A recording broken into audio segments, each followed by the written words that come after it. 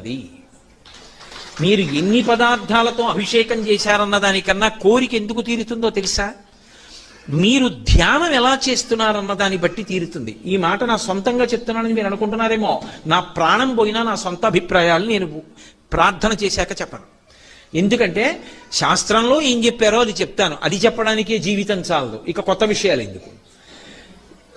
ఆపాతాళ నభస్థలంత భవన బ్రహ్మాండమా విస్ఫురత్ జ్యోతిస్ఫాటికలింగమౌళి విలసత్పూర్ణేందువంతామృతై అస్తోకప్లుతమేకమీశమనిశం రుద్రాను వాకాన్ జపం ధ్యాయేత్ ఈప్సిత సిద్ధయే ధ్రువపదం విప్రోభిషించేచ్చివం.